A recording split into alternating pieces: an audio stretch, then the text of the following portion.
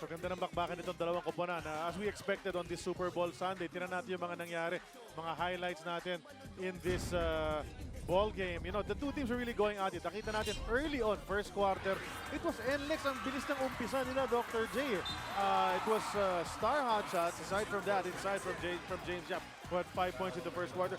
Sila yung hirap pumuntos nung quarter 1. Well, you know, Taha couldn't make layups and, you know, Fingers couldn't get anything going. They tried to drive to the basket. But, you know, there was a good fast start there by NLEX.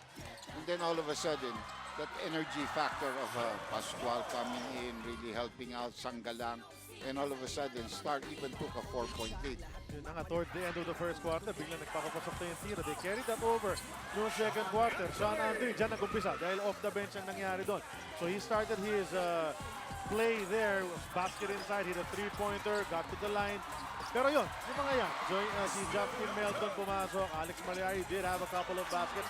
Kasama na rin yan, the great pass from his partner Melton.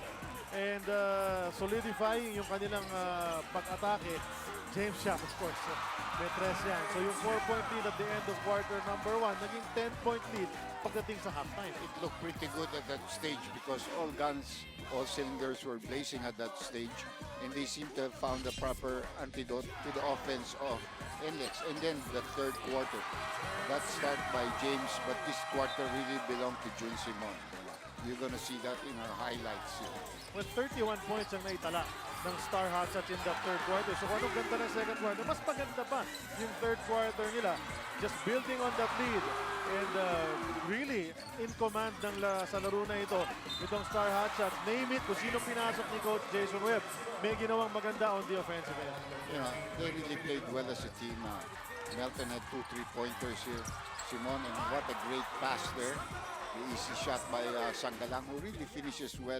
And all of a sudden, nadagdagan pa ng 5, naging 15. Lumaki pa yan dito sa start ng fourth quarter.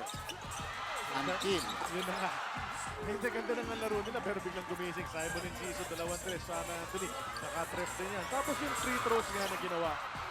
Well, that was a big shot from Big Game James. They needed every point that he could squeeze out ng fourth quarter. Diba? Dahil umahabol na nga itong NLEX Road Warriors. That's how close it became. With under a minute, just a 4-point lead para sa Star Hotshots. And in the end, precarious as it was, yun nagbibintis na yung NLEX in those last few shots. And na-pull ng Star yung victory. That experience there at that stage, plenty of time yet. You didn't have to force a 3-point shot. You could even do it. Pero ito si Anthony here, making his charities, cutting the lead down to only 1. Kemp inbound here. And then the foul on James. Then the miss by James. And then the miscue after that by the NLEX people by not calling a timeout and losing the ball. Yung pa masama. Oo nga.